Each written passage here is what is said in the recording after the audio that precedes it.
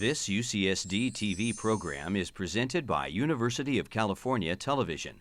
Like what you learn? Visit our website or follow us on Facebook and Twitter to keep up with the latest programs.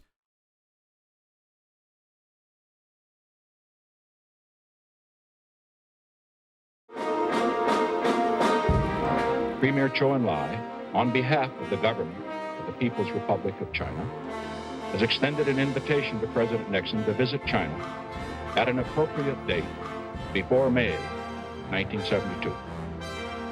President Nixon has accepted the invitation with pleasure.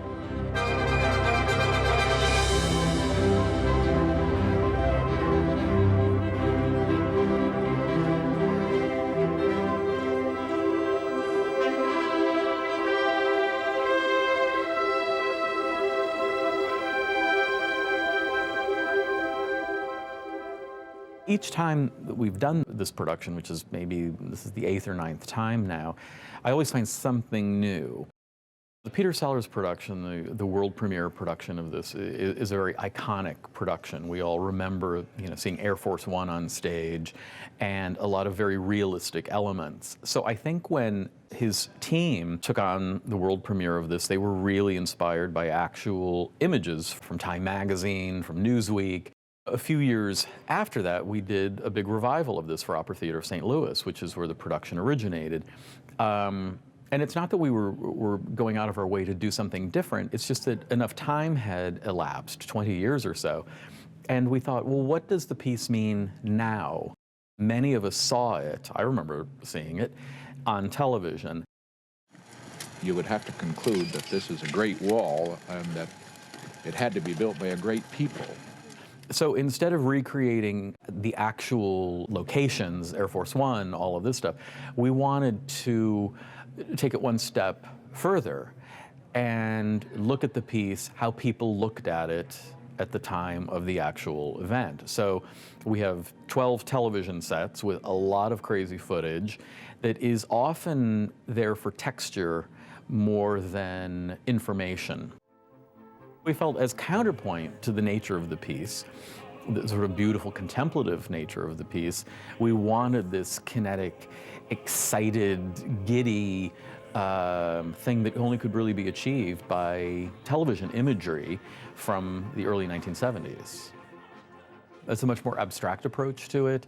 It's maybe a much more movement-based, ritualistic approach. But that's the way we felt about it, and I think it gives audiences a way into the piece that just might be a little easier.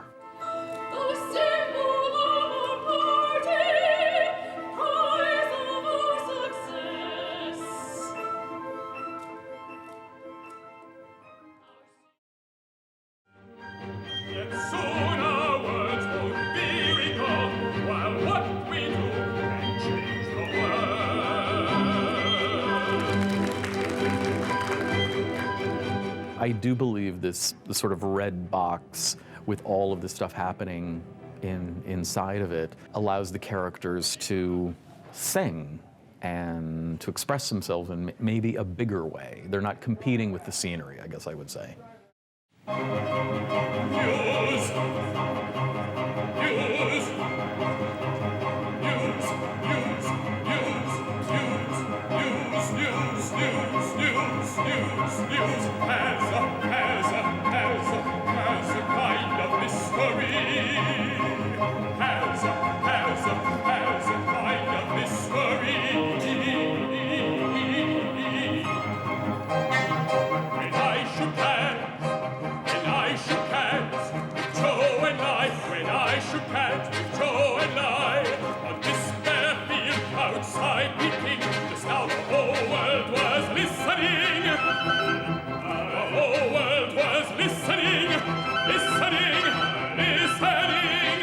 Richard Nixon is one of the most controversial presidents in our recent memory, and oftentimes is overshadowed by Watergate. He was this complicated personality that we see, and I think what's interesting about the opera is they've been able to incorporate this complexity of Nixon, from his outward face when he meets Chou, how he's presenting when he gives these speeches. I said we came in peace for all mankind, and I was put in line from our Apollo astronauts, simply achieving a great human dream. And also the internal dialogue that is going on with him, where he blurts out just because he has to say something, not in such a cryptic way that Sarah Palin would, but he oftentimes would start a speech and you really are wondering where he's going with it. And he always seems to be in control of himself in what he's doing. And then, because he's so in control, he seems at times very gawky.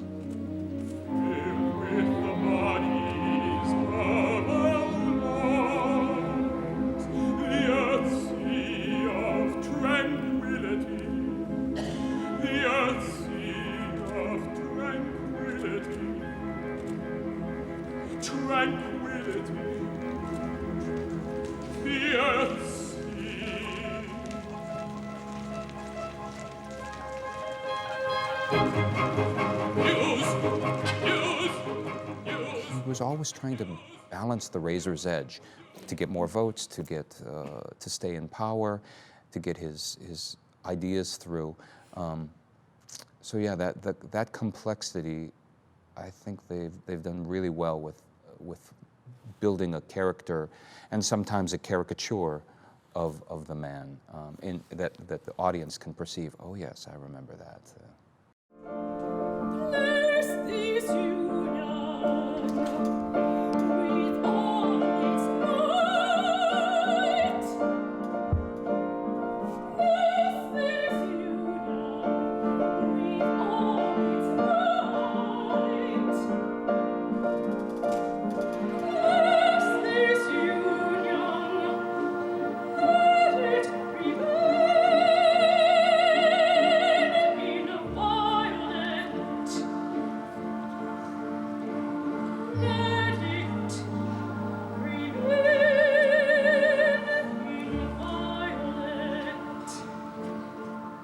She came from a rather difficult childhood where she lost both her parents early on, and for anyone to kind of think about that kind of childhood or identify with it and know that she was able to overcome that and become an educated woman in her day and age, and then go on to become the First Lady, and that her focus as First Lady was to be a humanitarian was really extraordinary.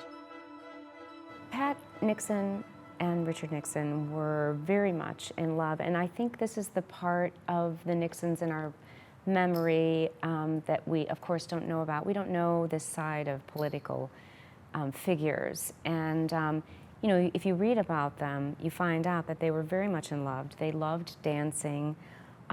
They were thespians. They liked acting, and they shared a lot of common interests. They were very passionate about each other.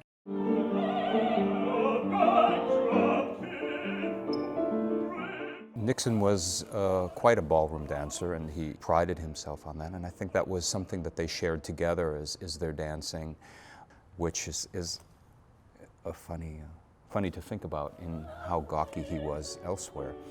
But in this production, we do dance a lot. And one that I was in before, we didn't have that. And we've been working on our waltzing quite a bit and a few tango moves. And I personally love it because I think in another life I was a ballerina. I don't know. There you go. I don't know. I just, you know, part of me just always wanted to be a dancer, and I'm living vicariously through Pat Nixon and her, you know, the dance moves that we get to do on stage. It's really a delight. Yeah.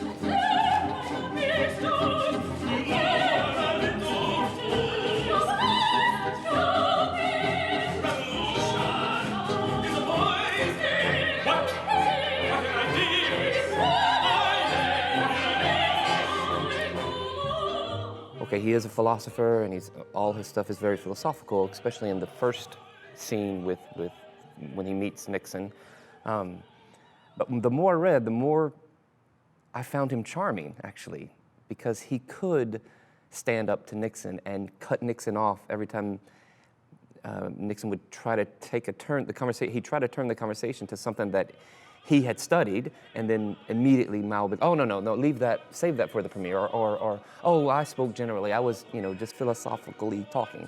But I came to like him. I mean, I really think he's charming and witty. The plow breaking the furrow, cloth pierced by the needle, giant earthquakes, and these men want to work and not turn back. Dazzled to the dark, echoes, shadows, and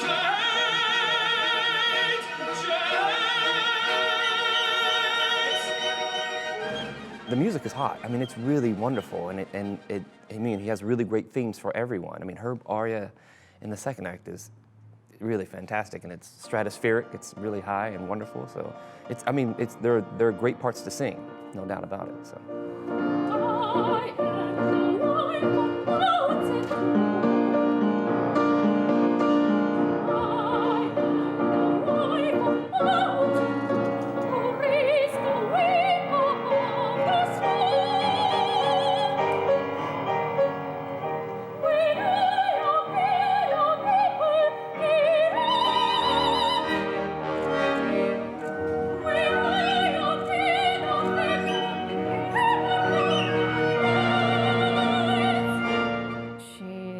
Strong character, and she's known for killing thousands of people during Cultural Revolution. And I mean, if you see the words from my aria, it's very powerful, and she's very I don't want to say angry, but she's very she has to get what she wants. There cannot be any mistakes.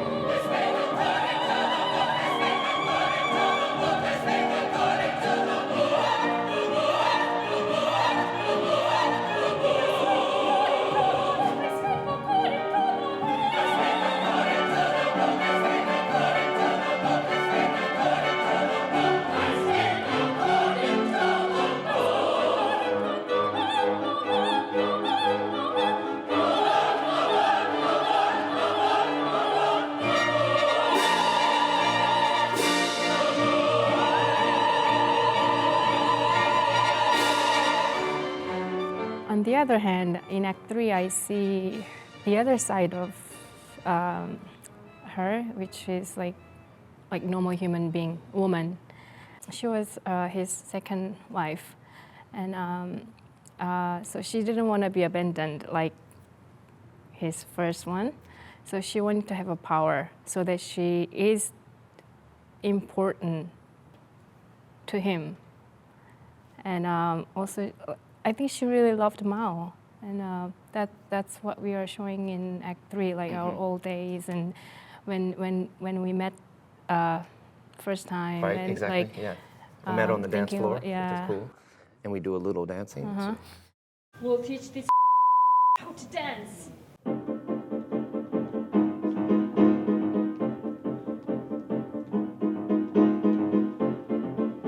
We did this once before. It was the time that tasty little starlet came to infiltrate my headquarters.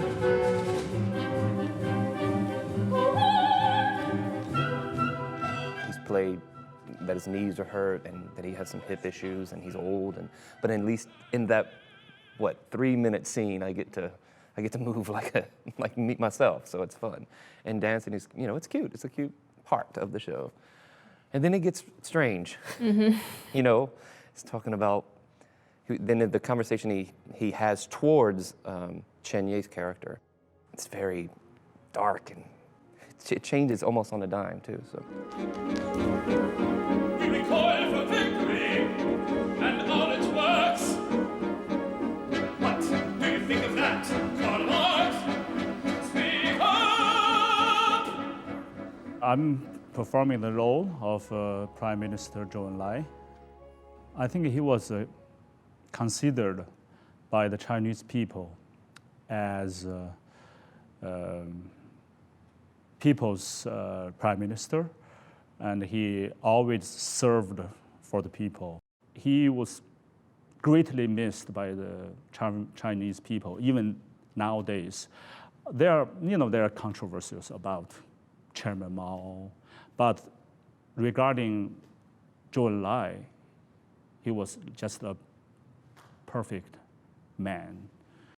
But I think as it was portrayed in this opera, especially in Act 3, he was not happy. He was worried about the future of China.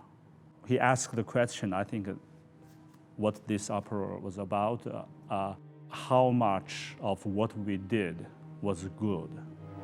How much of what we did was good?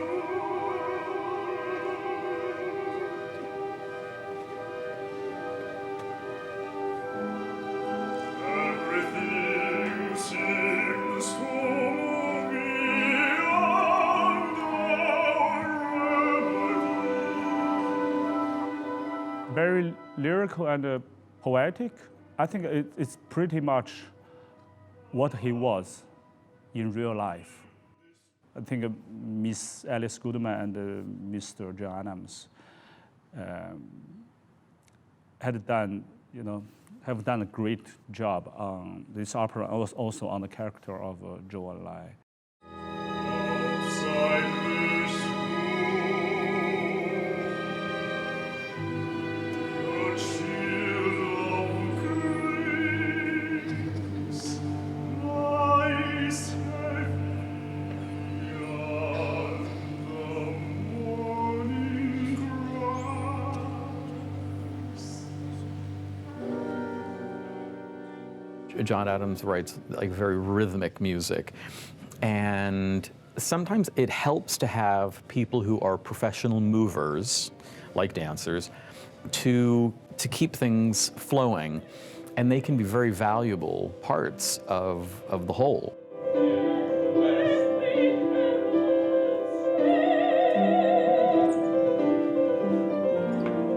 know the spring has come.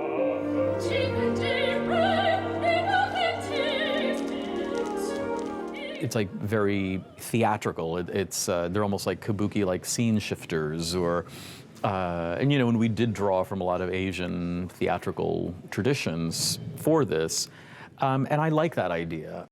There's just something about having dancers in rehearsals makes everybody else move really well. The Red Army showed us the way, the way, the way, the way. The Red Army showed us the way. From the scorched earth people stepped forth. Over dead wood and over the dead. Over dead wood and over the dead. Over dead wood and over the dead. Follow their lead. Follow their lead. Follow their lead. Follow their lead.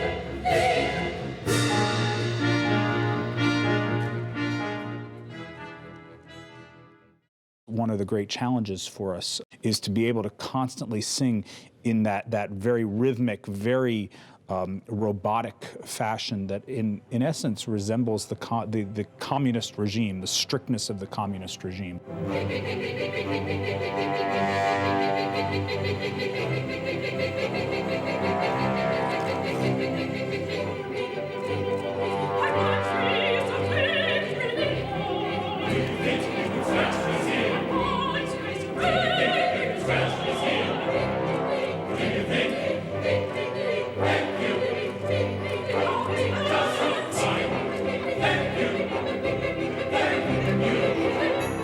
there's some very difficult melodic writing through the piece, particularly for the chorus in the Cheers chorus, which closes Act 1.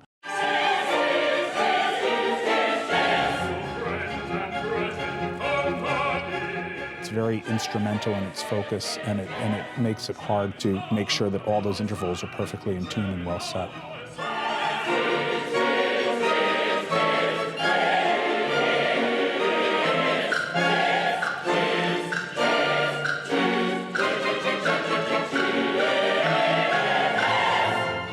The chorus has really taken to these challenging works such as Nixon in China a couple years ago, Assassino nella Cattedrale, Murder in the Cathedral. Back in 2009, Peter Grimes. These contemporary works, they have really been some of the most enjoyable experiences for the chorus because we just love to work that hard to make the musical product happen. The challenge is the reward.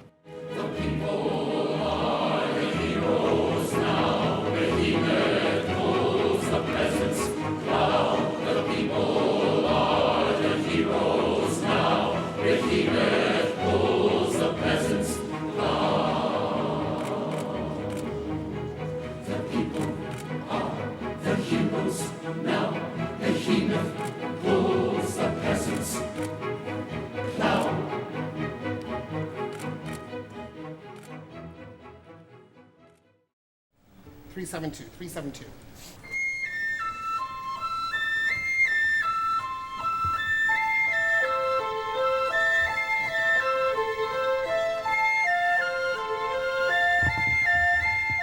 There's this word that is used to describe John Adams' music, which is minimalism. Minimalism is sort of the same rhythmic and melodic gesture repeated over and over again. This is not the case in this piece.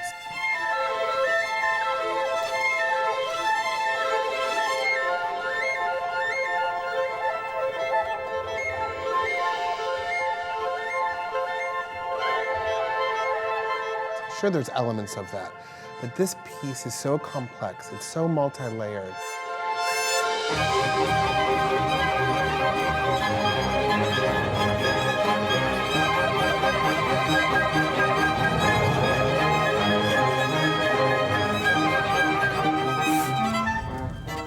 There are elements of jazz, distinct elements of jazz, elements of a big band sound. There are 4 saxophones. There's a trap set.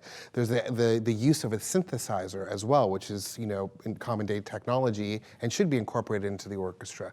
So it is a multi-layered, very, the sonic world is very conducive to the ears. It is not dissonant, but it is a piece that is very, very accessible. The music is incredibly accessible. It has an American sound to it.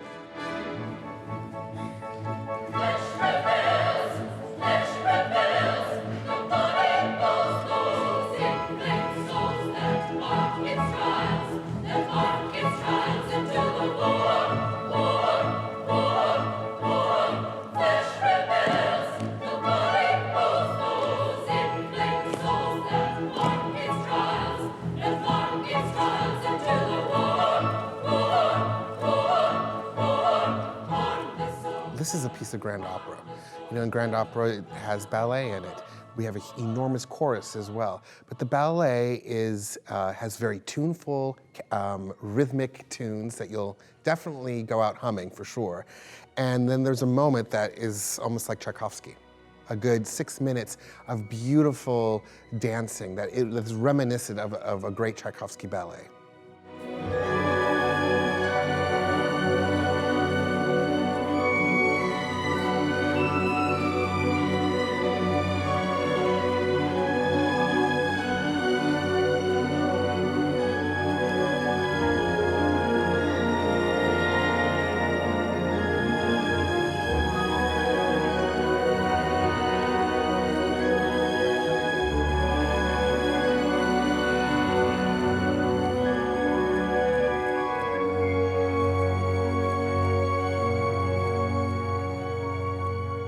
With any great opera, and Nixon, China is one of those, a great opera, it all comes from the text.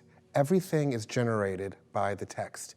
And what John Adams and Goodman have done is to not only capture these characters through the wonderful libretto and the words that they've chosen, but also capture the dramatic pulse.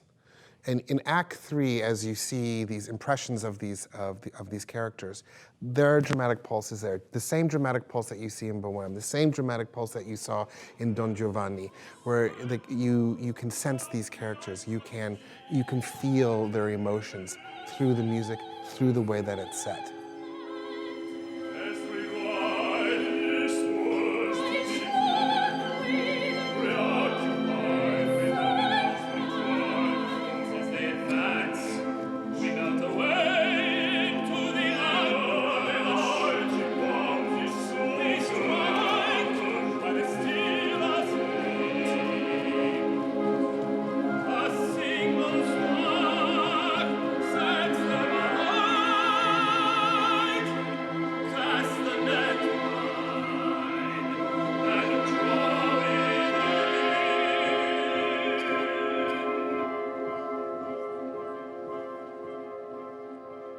I don't think John Adams has written an ugly note of music in his entire life, and his music is upbeat, it's optimistic, it's never depressing, and there's a lot of music in here that will be familiar to people. Sort of this this big band sound. The instrumentation has saxophones and synthesizers, and it's just such a glorious sound fest. And, it's a quintessential American opera. It's probably the American opera when you think about an event that people still talk about today. And these are characters that we all sort of know and maybe not love, but they're at least familiar. As we see throughout the country right now, we're having a renaissance celebrating the American opera. And it's so great that San Diego is doing this. There was a great success with Jake Hagee's Moby Dick that I was lucky enough to be a part of. And the audiences saw that this art form in English, composed by an American, can resonate to our bones.